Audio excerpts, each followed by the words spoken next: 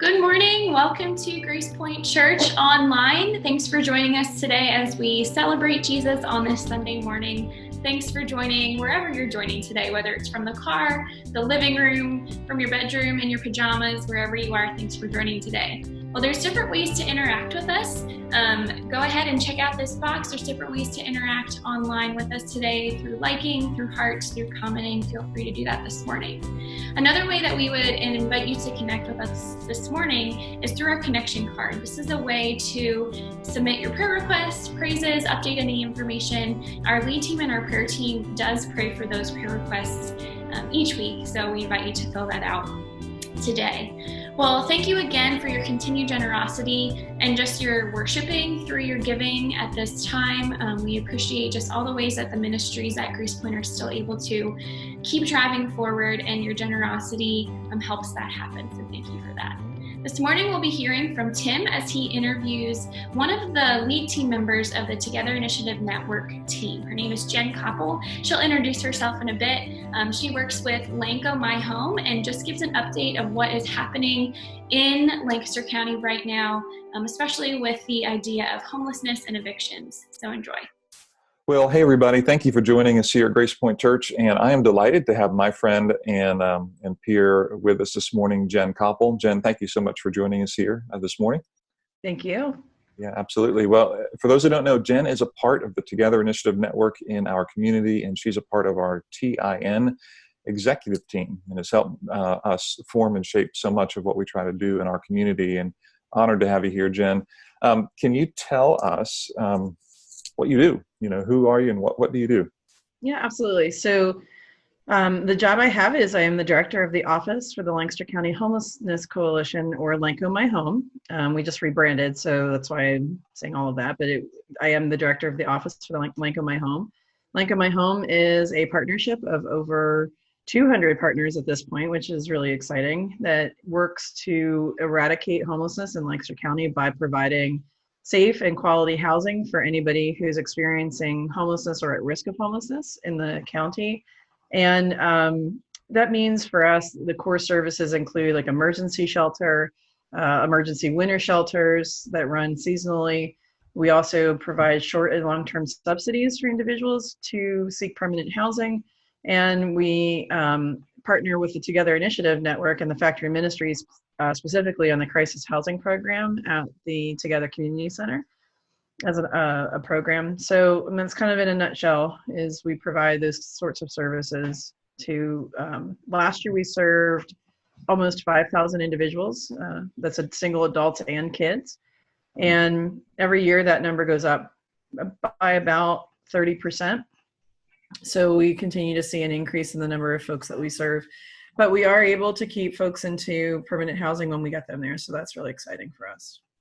That's one of the things that I love about what you do, Jen, is both your heart and passion for it, but also the success you've had in not just a temporary solution, but really in long-term sustainability. And I appreciated so many times there, you were talking about collaboration and partnership over and over again. That's what I see as a part of your value system there, is working with local organizations and local folks in their communities to really solve these problems together long term. Really appreciate that. So let me ask you, from the seat that you sit in, what do you see in the middle of this pandemic that we're in? What do you see as maybe been the biggest change or need that you've seen arise during this time that we're in? So I would say it was very early on, back in the middle of March, as the governor put the shelter-in-place order in and closed businesses. So there's a number of folks, individuals that live outside there. We use the word unsheltered, but they live either in a tent, on a sidewalk, in a park, something like that. Storage units, I always forget that, but it's important to mention that as well. So one thing that we needed to respond to very, very quickly was the fact that when the governor closed all of those things, as he needed to do, it also gave individuals no place to wash their hands, which was one of the biggest things we were told to do to prevent the spread of COVID. And there was also no place for anybody to go to the bathroom. So individuals who had been relying on libraries or coffee shops or whatever. So we had to work very quickly to provide mobile hand washing stations and portable bathrooms very quickly. And that just, it really made us think very differently. And that really has set the stage for the next, 8 weeks that we've been in this, is that need to really rethink how we work, what's really important in how we work, and really having to respond immediately or rapidly to what individuals need. That's really on point. I mean, all of us have had to adapt so quickly and turn on a dime in a way and deliver services so differently. And, you've done it beautifully, I think. I'm going to ask you a difficult question. I want you to kind of forecast a little bit as you see all these changes that have been happening, and the need to continue to pivot and turn. Put on your prophet hat for a minute for us, and tell us, what do you see upcoming in the next season here in our county, or from your seat? What do you think would be some of the things that we need to anticipate as we try to respond to changing community needs? I think that's a really complex answer, is what I kind of see coming. And this is based on a number of different groups that I interact with. I would say one of my biggest fears is, once the moratorium on evictions is lifted by the Commonwealth, then we're going to see a lot of people being evicted because they have not been able to pay their rent. And I know there's, in theory, between the money that the federal government gave to each individual or household and unemployment that individuals were able to get, that theoretically rents could have been paid. However, lags in getting stimulus checks, lags in getting attached to unemployment, even if you had an opportunity to get those things, you may not, as a family or an individual, have had the opportunity to get it quickly enough, so you still may be behind on rent. Mm-hmm. And you still may be choosing between paying rent or food, things like that. So I would argue that, and the community is really preparing for a significant rise in evictions, and is very concerning, because Lancaster County as a whole does not have the amount of affordable housing, or have housing affordability, generally speaking, that we need for the community. So it's going to be hard for families or individuals who are evicted to find something else. And then if you compound on the top that we don't know exactly what the unemployment rate longer term is going to be, we don't know how many businesses are going to be unable to reopen because of the significant losses they've had so far. So I think that adds some definite complexity. And then I think when you start seeing a rise in evictions, you're going to start seeing a dramatic rise in individuals and families that are seeking services from our system. And that causes me some sleepless nights, because we barely have the capacity that we need now to adapt to the rise that we've been able to anticipate each year. But now we have an exponential rise, I fear, coming, but we can't really guess exactly what that exponential number is. Right. A lot there, and a lot of changes upcoming. I mean, I appreciate that, Jen. I think it underscores that need for what you've already emphasized, and that is collaboration across the board, being in this thing together. Speaking of that, if we're sitting here listening to this, some of these things are a little bit beyond our capability to jump in and help with right away. I'm not sure that there's something that I can do today necessarily, or maybe there is. So can you speak to us for a minute about how can we help from the seat that we're in? Do we just sit here and watch this, these needs, unfold before us? Is there anything that we can do to help? So how would you answer that question? How can we help right now? Yeah, so I think, one of the things that I love about the Together Initiative Network, and even the work that Lanka My Home does, is that collaborative, partnership-based relational work, because that is what makes differences in community. And I think as we move into this new season, whatever, crystal ball you can use to anticipate it, but it's still going to be a new season. I think one of the most important things for individuals to do is to consistently and constantly remind ourselves that the problems that we are talking about are significantly more complex than what we can see on the surface. And that, I think, is key to then building on relationships and continuing to be collaborative, and continuing to remember that I have to work differently, because I can't understand all of the things in the 5 seconds that you and I may speak. So I would think that we need to really just suspend I'm trying to think of a way to say it, like what we suspend, like what we know now, and just remember that things are much more complex and much deeper. But then taking that knowledge and really thinking about how can I work differently in the community? How can I relate differently to people and partners and agencies? So if it's individuals, how can I relate differently to individuals? If it's organizations, how can my organization relate differently to other organizations? How can we support each other? And I think, there's a philosophical piece to that, but there's also things like the community meals that agencies and churches do. I didn't say this when we were talking about the biggest issue, but it is important, is there are a significant number of people that rely either solely or significantly on food pantries and community meals that churches do, that maybe deploy food bags. So being able to make sure that those are well stocked. So that means giving to those, and that's a consistent need. That's been a consistent need and an increased need in the time that I've been with the Lenco My Home. But I see that as something further on. But then I also think about, like, how can I support individuals? Is it if I have a restaurant, or if it's how can I make sure that my employees are surviving well, because we are really all in this together. So we are only going to be as good as our community is. So, and that sounds very sort of population health, but it really is like, how can we kind of lock arms together as neighbors and just respond to this collectively, if that makes sense. That makes a ton of sense, Jen. And I think it's the way forward with all the nuances and complexities that it brings. So that's perfect. Jen, thank you so much. There's so much more that I wish we could talk about here. And we have the chance to do that. You and I do, over the course of working together.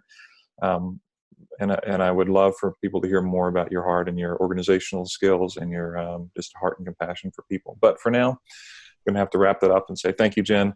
Really appreciate the time and all that you're doing at Lenco My Home. And you guys are doing an outstanding job. So thanks so much for joining us. No, thank you. And thank you guys for your partnership as well. Yeah, thanks. All right. Take care, Jen.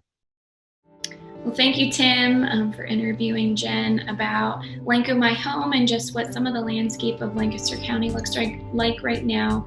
There's a lot of disruption happening in our own lives, in some of our community members and friends and neighbors, especially in the world of evictions and homelessness. And I think Jen really shared some practical ways that we can help through supporting our local food banks and pantries, supporting our neighbors, as well as our local businesses. So I hope there's some practical action steps that you can take in the next coming days and weeks to help our neighbors, help our friends, even those who may be experiencing homelessness and evictions this morning. Well, speaking of disruptions, Tim is going to continue on in his 9th part of his series, Disrupted. But before he does that, we are going to worship together as the Peter Shines lead us in the song Broken Vessels. So let's worship together.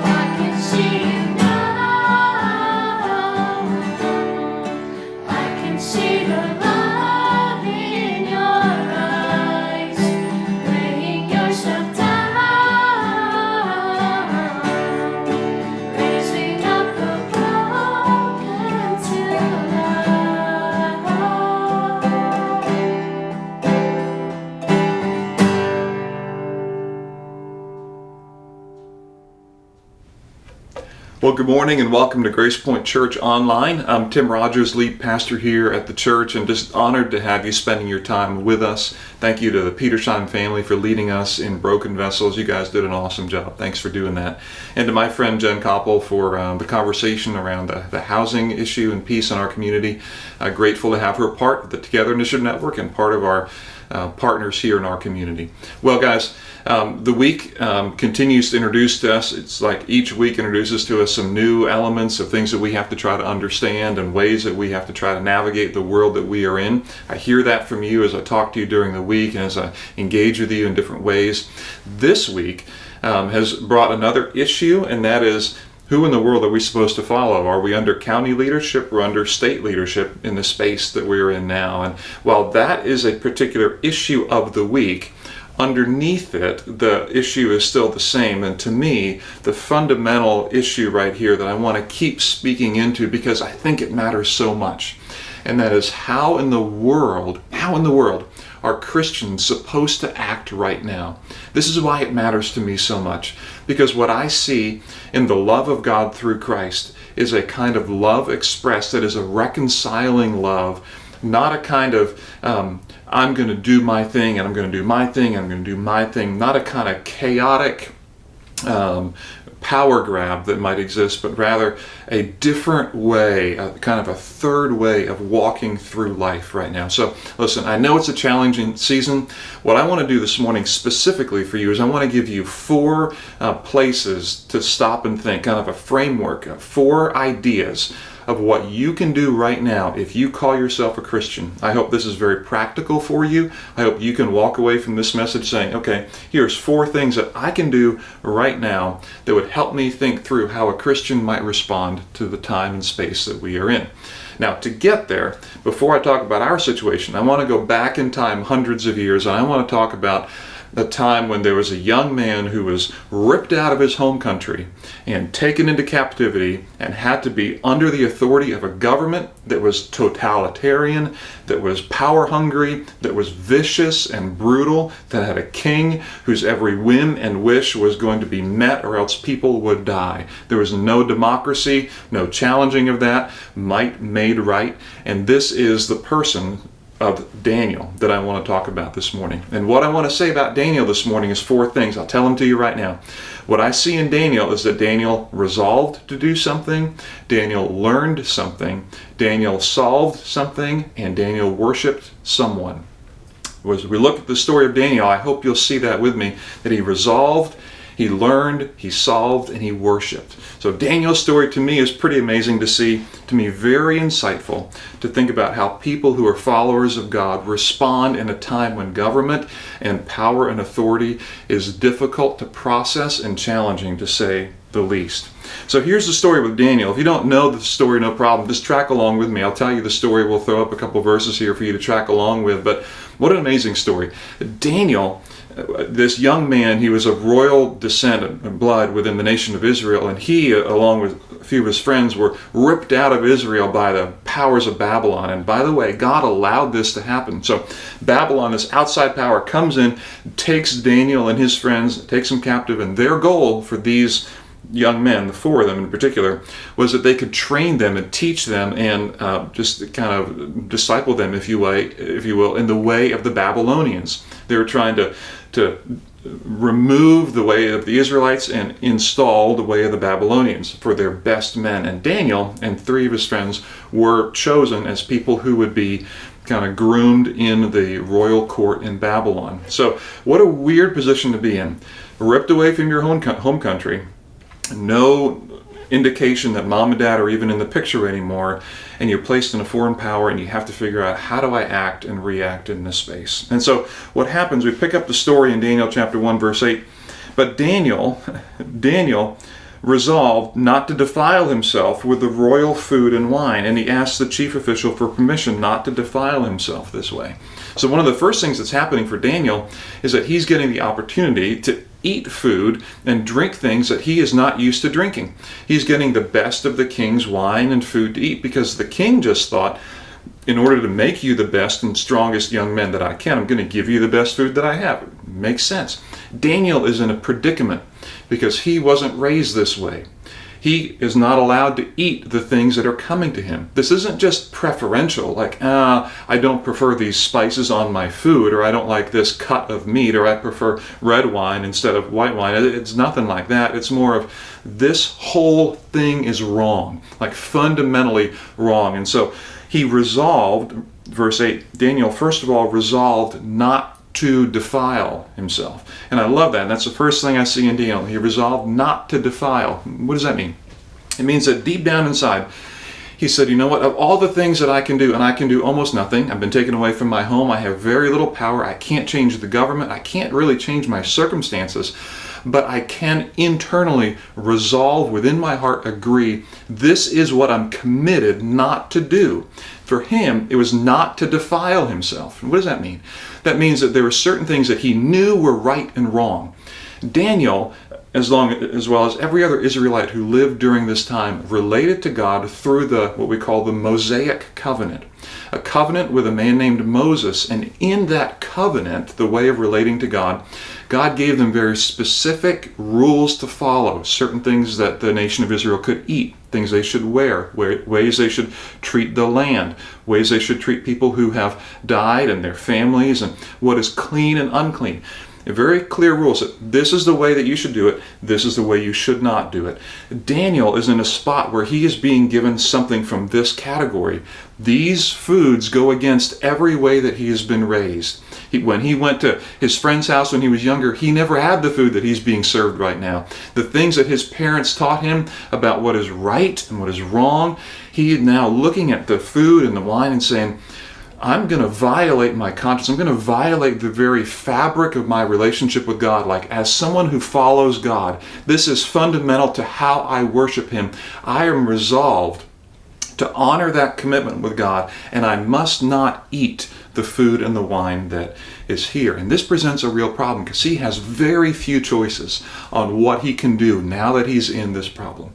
So what he does, first of all, he resolves something. That's something that he does. But secondly, he learns something.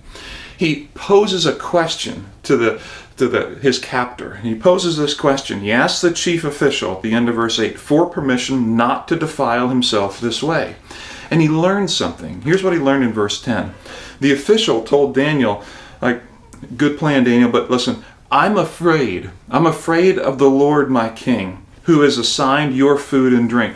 Why should he see you looking worse than the other young men your age? The king would then have my head because of you. That's a fair point. I mean, I can't argue with that. I mean, put yourself in this official's place. He has orders from the king who doesn't mind killing anybody to get his way, that, listen, you are to deliver to Daniel this food, this wine, make it happen, get him strong. There we go. And Daniel, a captive from the nation of Israel, says, I'd rather not eat this. Who are you going to listen to? Listen, this fear is real. The fear is real that the official has. And Daniel, by asking a question, by his posture toward authority, he learns something. He listens. He engages the other side, and he stops and learns. What he learns is the fear that drives this man's behavior. He learns the fear that drives the behavior. And you know this as well as I do, that when you learn the fear of what really drives someone's behavior, now we can move, right? Now we're cooking with oil. Now we can start figuring out what to do. Daniel learned something because of his posture toward authority. So Daniel resolved something, he learned something, and then he solved something. Because of the fear that he understood in the official, he decided, this is not a problem that is unsolvable. There is still something I can do in a limited way in my little world, and I'm going to solve this problem. I'm going to give to this royal official a plan that will be something that he can engage. I'm going to address his fear. I'm going to show him that I understand him, that I appreciate the real fear that truly, if you don't give me the food and wine, you are going to die. That's a real fear. And he addresses that with solving the problem. And here's the plan that Daniel offers in verse 11. Daniel then said to the guard whom the chief official had appointed over Daniel, Hananiah, Mishael, and Azariah, please test your servants for 10 days. Give us nothing but vegetables to eat and water to drink, and then compare our appearance with that of the young men who eat the royal food, and treat your servants in accordance with what you see. And so he agreed to this and tested them for 10 days. A great plan, Daniel. I mean, you've hit the middle. You've resolved not to defile yourself. You understand. You've learned something, and now you have a good solution. This guy can do this for 10 days. He's probably not going to die from it, but it gives you a chance just to let this thing go on a test run. And it works. It works. If you know the story of Daniel, you know it works. If you don't, I'm going to tell it to you. It works. Daniel and his friends grow, become strong, and they look good. And in fact, this little diet plan becomes, well, a diet plan that we use today in some churches. But this little diet plan becomes something that is passed on to the other people in captivity as well, because they realize, oh, you four are looking better than the others. And so God blesses that, and they move forward with it, which is good and bad at the same time. Because into chapter 2 in the story, Daniel is growing and he's learning the Babylonian way and getting recognized as someone who is just flat out intelligent. He's on the ball, right? He's a guy that you want in leadership. And the king brings him in as a wise man, is what they would call it. Someone who could give direction and wisdom to the king. And these wise people were seen as maybe having some kind of ability to see further than what the normal person could see for a variety of reasons. So Daniel and his 3 friends became wise men, and they were in the king's palace, basically. Well, one night, the king has a dream. And the dream kind of freaks him out, and he doesn't know what to make of it. And dreams are just, of course, by nature, strange, really strange. And so the king brings in the wise men that he has, not Daniel and his friends yet, but brings in wise men and says, I want you to not only interpret my dream for me, but I want you to tell me what my dream was. To which the wise men say, oh, dear king, wise and wonderful, powerful king, we can't do that. No one in the history of the world has ever asked wise men to do this before, no matter how powerful they were, and you certainly are powerful. Well, the king gets enraged by their response. And he says, fine, I'm going to kill you all. I'm going to kill every wise man in the land. We're going to start over until we can find wise men who can tell me my dream and interpret it for me. Well, Daniel and his friends are in that category. They are wise men.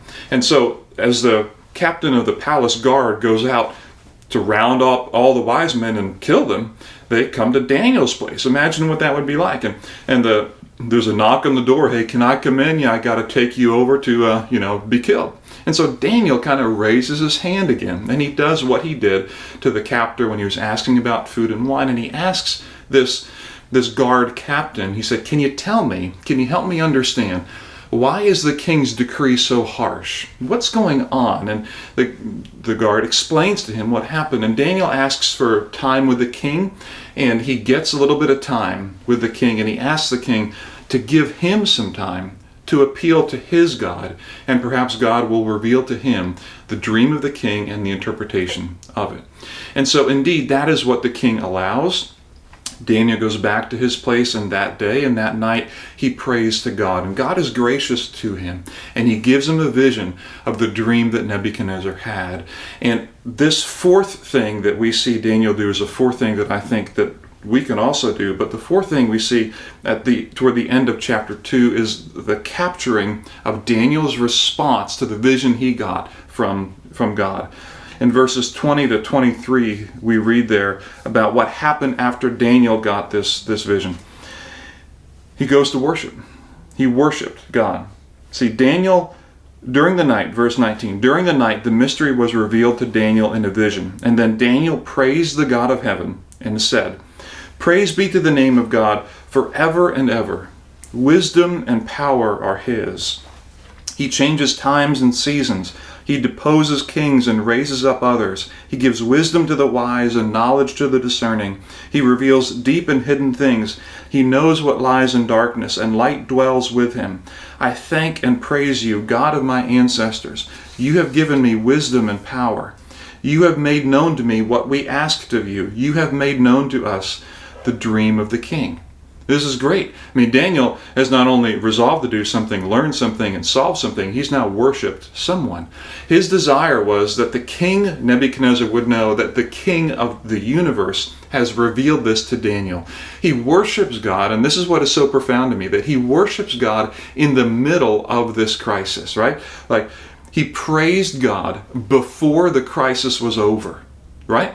Like the moment of this praise isn't because Nebuchadnezzar had said, Daniel, you're right. In fact, it was this very night. I mean, imagine that. Daniel could have gone the next day after he had the vision to the king, and the king would have said, Daniel, now that you're here, tell me what's going on. And let's say Daniel downloads the vision from God. What if Nebuchadnezzar's just like, you're wrong. Like, that wasn't it. You're wrong. Like, Daniel doesn't know Nebuchadnezzar's response yet, but in confidence, his confidence is in the character of God in the middle of the storm, not after the storm has passed. He has such confidence in the character of God in revealing this to him that night he's just like, I know that you are true. I know that you are more powerful than our nation, than this government. I know that you are wiser than anybody else. And so before I even test whether this is true, I'm going to praise you that it is true. What a powerful moment for us to see that Daniel is doing this. And so this is what I see in the life of Daniel. 4 things. He resolved to do something, he learned something, he solved something, and he worshiped someone, which to me gives me something very clear to do right now. 4 questions around these 4 things for me and maybe for you to consider in the season that we are in right now. In a season where I know that for some of you, you're wondering, what can I do? What should I do? Should I leave social media? Should I engage people who disagree with me? Should I not? How do I talk to my family? What do I do? How do I get my head and my mind around this? And how should, if you call yourself a Christian, right? How do Christians respond? How should they respond? What does that look like for us? 4 questions around these 4 things that Daniel did. First question is this: what are you resolved to do? What are you resolved to do? Not just what do you think is a good idea today and maybe tomorrow, but what are you resolved to do deep down inside? Like for Daniel, he was resolved and he knew instinctively this food and wine is wrong because it violates the way that I'm supposed to relate to God in the Mosaic covenant. For Christians today, we are not under the Mosaic covenant. We are under what we call the New Covenant. The New Covenant replaces the Mosaic covenant. It's built on the foundation of it, but replaces it. And it teaches us that the primary thing that God is looking for in the New Covenant, and Jesus just flat out says it, is to love the Lord your God with all your heart and love your neighbor as yourself. That love is the mark of the new covenant.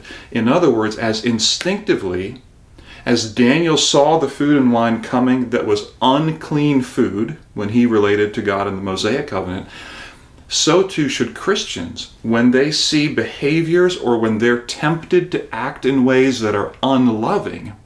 It should trigger something in us that says, wait, that isn't clean. That will defile me. I'm going to be resolved to act in love in every way. Now, we might agree with that in principle, but we've got to ask the question, is there anything that we can do that's even more helpful than that? And I want to give this to you as maybe a way to get even further handles on this. I love the way Paul writes about it in Philippians 4:8. He gives what I think is an extension of the love command.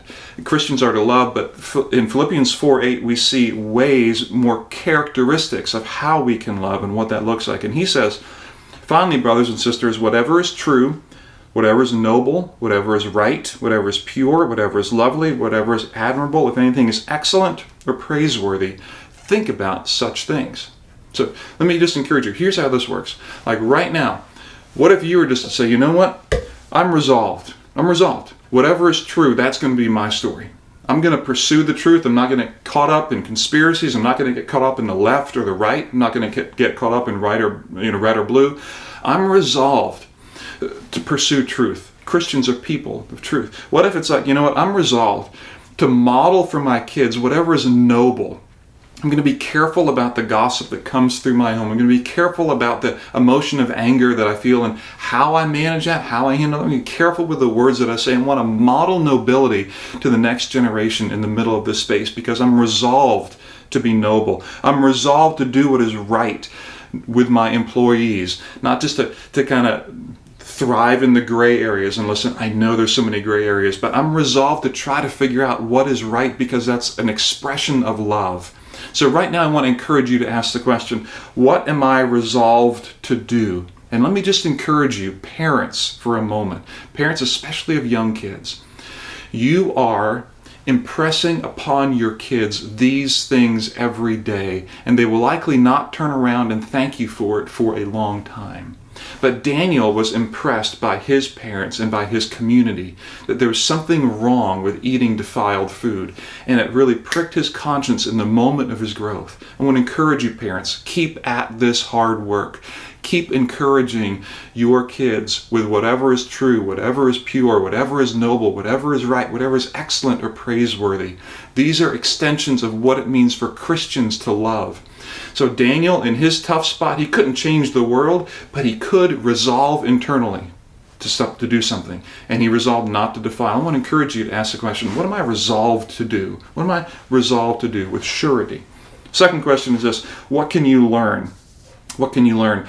And this is really around, Daniel's learning about what fear drove his captor. What can you learn? Can you imagine for a minute if people who were on the one side would actually stop to learn from people on the other side? Can you imagine what it would be like in your business, or maybe in your community, or maybe in your Facebook feed, or whatever it might be? Can you imagine if we took time to learn and listen to one another? Daniel's posture toward government, toward authority, I would call like a submissive intentionality. He was submissive in his attitude, but he was also intentional in what he wanted. He knew that there was something missing and something wrong, and he wanted to get after that. And so he pursued it, but he pursued it by learning, by understanding. Help me understand not just your perspective, but what's underneath your perspective. Why do you want to open the economy now? Why do you want to keep it closed now? What fear is under that? And by the way, some of those fears are very good and healthy fears, just like the official had a fear of having his head cut off. Like that might drive you to do good things, right? So there's some fears that we can understand with people. So I want to encourage you to ask, what can I learn right now? This posture of learning. Third question is this. What can you solve right now? What can you solve? And again, you might say, I can't solve this chaos, and you might be right on that. And I don't think any one of us can solve what we're in right now alone, that's for sure. But there might be some things that maybe you have said, because I can't solve it all, I don't think I can solve any of it. And maybe you've given away too much power. Maybe you've given away too much activity and energy. There might be something that you can solve right now in your day. Listen, I know like the stay-at-home orders have been tough on so many of you. It's hard to reorient your day and reschedule it, and some of us are really wrestling with even something simple like, how does my day get started? I want to encourage you, maybe you can solve your day and your day's schedule. And I know that's been hard for some of us, but hey, why not? Why not start somewhere? Maybe some of us can solve the problems that our kids are facing, the fears that they have. They may have fears driven around, when do I get to see Nana and Papa again, or Grandma and Grandpa, because it's been so long, or hey, what will my life be like when my new brother or sister arrives, or what's going to happen in the fall semester with school, and can I get a summer job? Learning and understanding the fears of our kids, and parents, you already know this, you do such a great job of this, you know this, that when you understand the fear, you can help kind of solve and direct and plan underneath it. And plans, solutions that understand where people are coming from, create great solutions because people feel bought in. And you know this as business leaders. You've already pivoted as a business leader. You figured out how to deliver your product curbside. You're working on takeout stuff. You have to change your whole business delivery model. You have to take into account the fears your employees have, your customers have. And when you solve that and solve it in light of fear and anxiety that people have, you create an incredible team culture and dynamic and a winning organization. So you know that. So what can you solve? There may be something right in front of you that you can solve, and maybe you've kind of been maybe a little unsure that you can do anything. Daniel's story says, yeah, there can be a way, even in the most difficult of circumstances. And finally, I want to ask this question. Who are you going to worship? Who are you going to worship? There's going to be a time when this crisis will be over. There's no doubt about that. There's no doubt in my mind about that. And the question will be who will get the lasting credit, so to speak? Who will get the attention in the long run? Is it going to be the wisdom that we have, or the anger that we have, or the position we have, or the position they have? Daniel's interest constantly was in elevating the power and wisdom of God. And that's what his prayer is about in the end of chapter 2. His interest is in the power and the wisdom of God, the power and the wisdom of God. And I want to encourage you to consider this. Consider taking that prayer of Daniel and praying it yourself this week. It's a great opportunity. Let me show you what I mean. As I go back to Daniel chapter 2, beginning of verse 20, this is a prayer you can pray maybe tomorrow morning. You can just modify it a little bit to make sense, but you can say, Dear God, I want to praise your name forever and ever. Wisdom and power are yours. You change times and seasons. You depose kings and raise up others. You give wisdom to the wise and knowledge to the discerning. You reveal deep and hidden things, and you know what lies in darkness. And light dwells with you. That prayer, the prayer is a prayer for power to be rightly recognized in God, and wisdom that he would reveal good ways to express power and right ways to do that, and ways to reveal wisdom in our days and through us. So who are you going to worship during this season? 4 questions. What are you resolved to do? What can you learn? What can you solve? And who are you going to worship? And how are you going to do that? Just because this world is chaotic around us right now, and just because the week introduces a new challenge for us, doesn't mean that we're helpless in the middle of that storm. Again, if you call yourself a Christian especially, I think the stakes are upped a little bit, because this matters to me so much, because how we react to this time, how we show and demonstrate the reconciling love of God in the middle of an unreconciled and divided world is so important to me, and I know is so important to you. So I want to encourage you to resolve something. Yes, you can resolve something. You know you can learn something. You know that you can solve something, and you know that you want to worship the God of power and wisdom. So I want to encourage you, your children, to consider those 4 things as ways that you can navigate this crisis right now. Okay?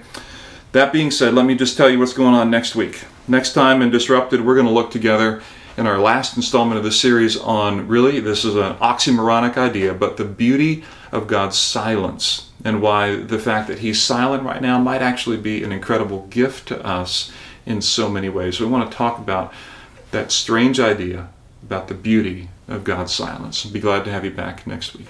Will you pray with me? Our good God and Heavenly Father, thank you for the time we could share together, and I pray for those listening that you would give us the wisdom and the courage to take what is helpful for us this morning and apply what is helpful, and to remove that which is not. Give us the proper filter here by your grace to know how we can engage, what we need to resolve, what we need to learn, what we can solve and what we can't, and then who we should worship. And so draw us around those ideas that we can continue to pursue love for you and love for our neighbor in the most intentional of ways in the middle of this season right now. And we pray this in Jesus' name. Amen. Well, thanks for joining us this morning. I hope you were encouraged, as I was, just thinking about Daniel and his response to authority, how he responded in a submissive and intentional kind of way. I know something that I took away was the passage that Tim read from Philippians 4, and I'll read that for us again. Finally, brothers and sisters, whatever is true, whatever is noble, whatever is right, whatever is pure, whatever is lovely, whatever is admirable, if anything is excellent or praiseworthy, think about such things. And I'll extend it to the next verse. Whatever you have learned or received or heard from me or seen in me, put it into practice, and the God of peace will be with you. I hope you're able to take away those just practical ways of what our character should be looking like right now, and how we can be seeking after God during this time. Well, if you'd like to join us in the virtual lobby today at 11:15, the link to join that is in the notes and in the comments. Hope to see you there, and have a great week.